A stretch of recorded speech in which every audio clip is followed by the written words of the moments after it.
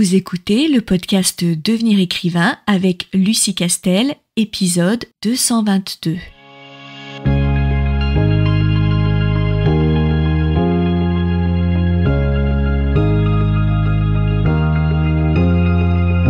Bienvenue sur Devenir écrivain, le podcast pour démarrer et réussir votre carrière d'écrivain. Et maintenant, retrouvez votre animatrice Lucie Castel, autrice publiée à l'international, formatrice et conférencière.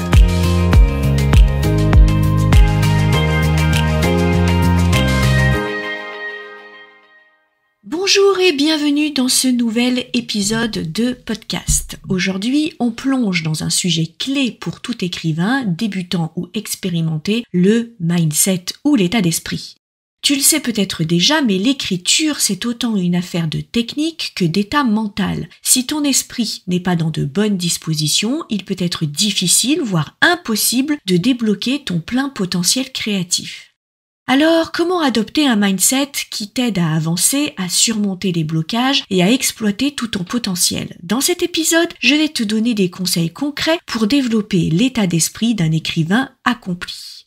Parce que crois-moi, tout commence dans la tête. Avant de se lancer, n'oublie pas de télécharger gratuitement notre fiche de personnage sur licar.fr, licar, L-I-C-A-R-E-S.fr. Alors installe-toi confortablement et c'est parti.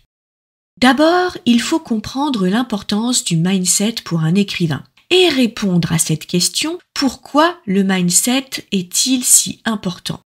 L'écriture, concrètement à d'autres disciplines, est un acte profondément personnel. Tes mots viennent de ton imagination, de tes émotions, de tes expériences. Si tu es bloqué par des doutes, des peurs ou un manque de confiance, ces obstacles vont directement affecter ta capacité à écrire. Alors, quels sont les symptômes d'un mauvais mindset?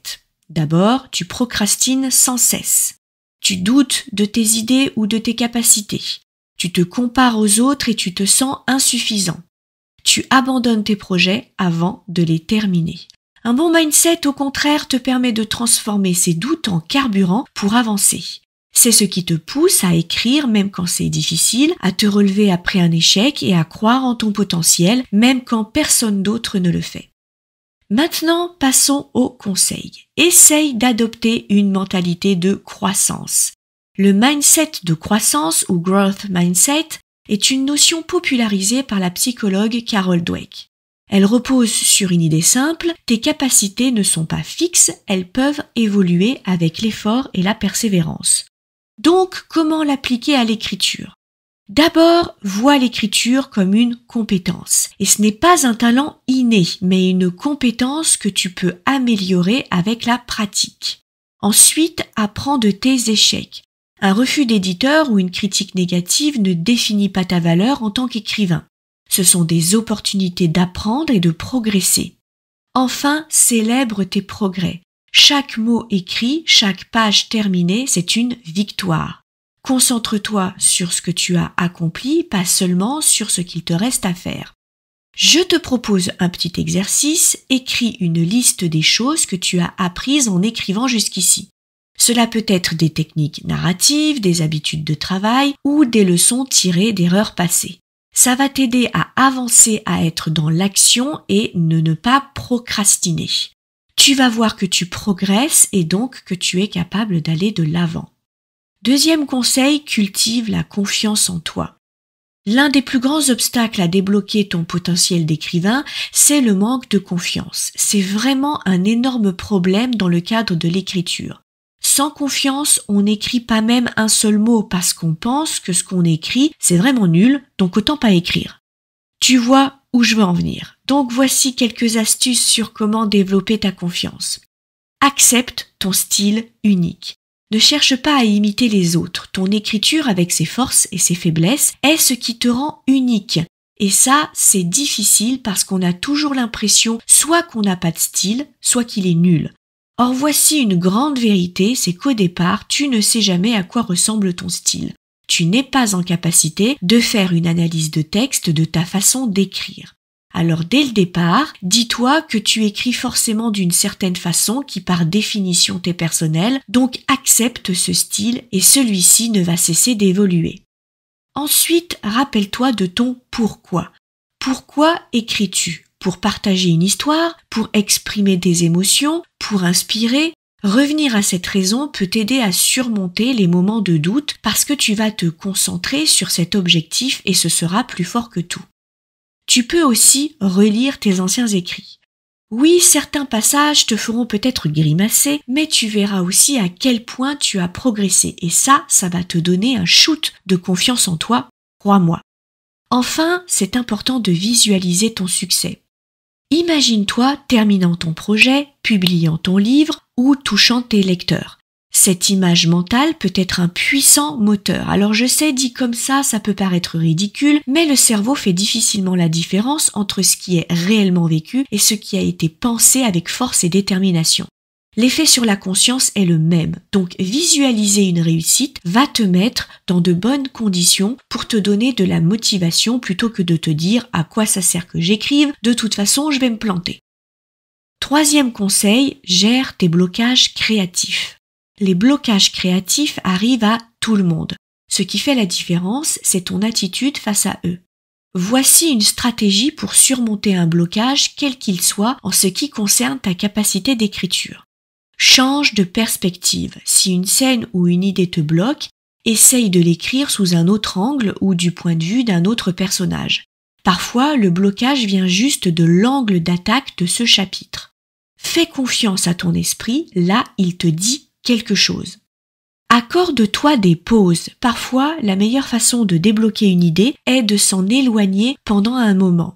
Vide ton esprit, pense à autre chose, va te promener à l'extérieur, bref, fais une vraie pause.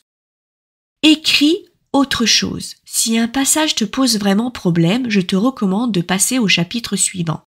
Tu vas continuer à dérouler ton histoire et ce sera plus facile ensuite puisque tu auras du recul de revenir sur ce chapitre ou ce passage pour l'écrire. Enfin, accepte l'imperfection. Le blocage vient souvent du perfectionnisme. On veut tellement que le premier jet soit impeccable que chaque mot résonne et si ça ne se produit pas, alors on bloque et on se demande à l'infini comment y parvenir. Mais rappelle-toi que ton premier jet n'a pas besoin d'être parfait car c'est un premier jet. Quatrième conseil, apprends à gérer les critiques. Une partie importante du mindset d'un écrivain, c'est la capacité à recevoir des critiques sans perdre confiance en soi. Donc, fais la distinction entre critique constructive et critique inutile. Une critique constructive te donne des pistes pour améliorer ton travail, tandis qu'une critique inutile ne fait que te décourager. Je te donne un exemple. Une critique constructive, ce serait de dire que ton personnage change de comportement d'un coup sans que ce soit logique ou expliqué à ce moment-là. Une critique inutile serait par exemple « je ne suis pas rentré dans le roman, j'ai pas aimé l'héroïne ». Là est la différence. Ne prends pas tout personnellement. Une critique de ton travail n'est pas une critique de toi en tant que personne. C'est vraiment un écueil qu'on a tous vécu au tout début de notre carrière. On pense que si on critique notre écriture, on nous critique en tant qu'auteur et en tant qu'être humain. Alors forcément, on prend plus mal les critiques. Mais tout ça n'est lié qu'au texte et pas à la personne qui l'a créé. Cherche activement des retours. Plus tu demandes des avis, plus tu t'habitues à les recevoir et plus tu es capable de les utiliser pour progresser. Les personnes qui te lisent sont rarement des personnes qui te veulent du mal. Elles travaillent pour améliorer ton texte. Donc, apprends à exploiter leurs retours. Enfin, rappelle-toi que même les grands écrivains sont critiqués. Aucun livre ne plaît à tout le monde et c'est normal. Ça, c'est la grande règle. Malgré tout ce que tu as mis dans ton livre, la sueur, les espoirs, le doute, le sang, bref, tout ça, une fois publié, ton livre ne fera jamais l'unanimité. Et ça, c'est dur. Cinquième conseil, pratique la discipline douce. Un bon mindset, ce n'est pas seulement de l'inspiration et de la motivation, c'est aussi de la discipline. Mais attention, la discipline ne doit pas être une contrainte rigide. Elle doit être une structure qui te soutient. Alors, comment cultiver une discipline douce ?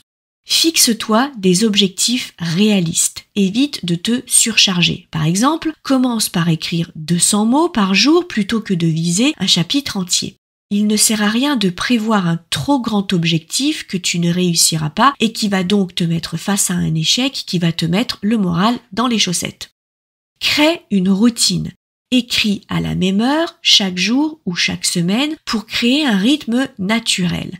La routine, c'est la vie. Ça te permet de faire de l'écriture non pas une activité compliquée et à enjeu, mais quelque chose de normal dans ton quotidien. Sois flexible. Si tu manques une séance, ne te flagelle pas. Reprends simplement le lendemain. L'idée n'est pas de culpabiliser parce que la culpabilisation bloque le processus créatif. Enfin, récompense-toi, accorde-toi une petite récompense après chaque étape accomplie, comme un bon café, une balade ou un épisode de ta série préférée. Tu vas petit à petit associer l'atteinte d'un objectif à quelque chose d'agréable. 6e conseil, développe un rapport positif avec l'échec.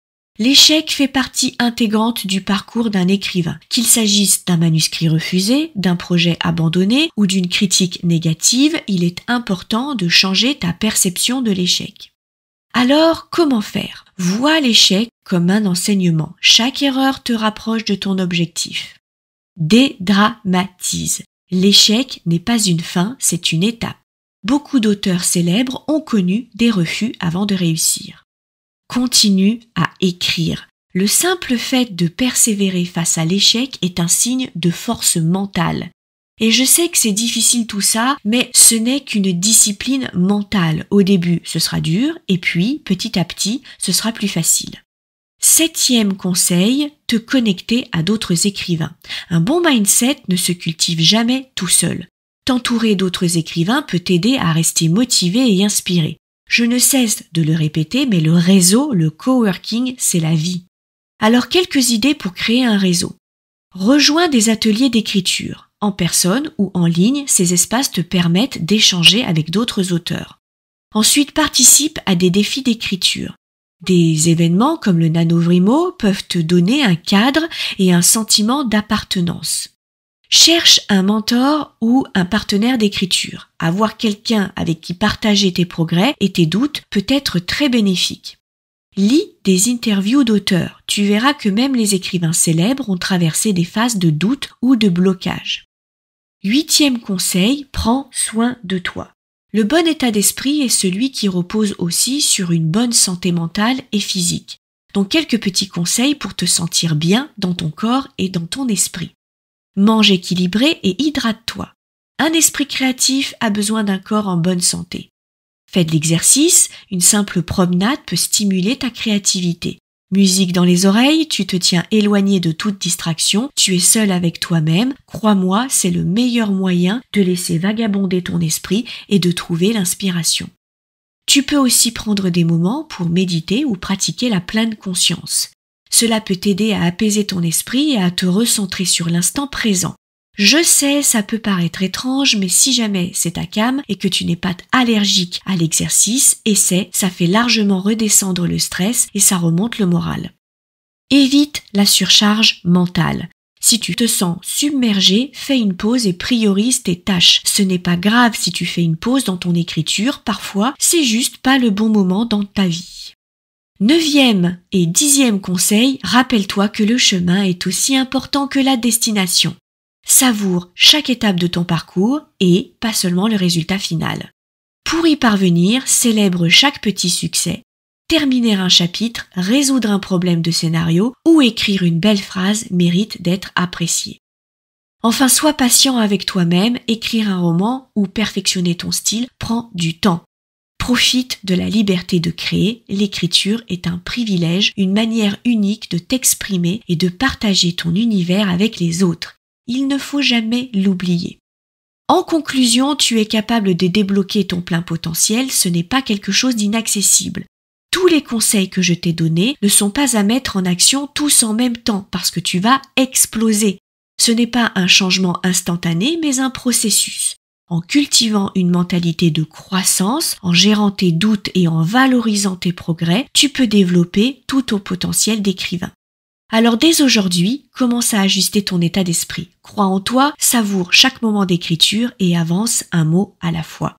Voilà quelques conseils que je voulais te donner et qui, j'espère, pourront t'aider. Merci de m'avoir écouté aujourd'hui. Si jamais tu as aimé ce podcast, n'hésite pas à le partager et à t'inscrire à notre newsletter sur licar.fr. Quant à moi, je te dis à très vite pour un nouvel épisode de podcast.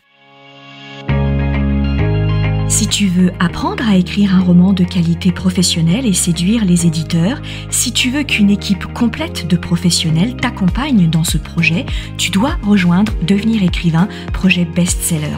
C'est la formation la plus complète et individualisée pour t'aider à concrétiser ton rêve d'écriture.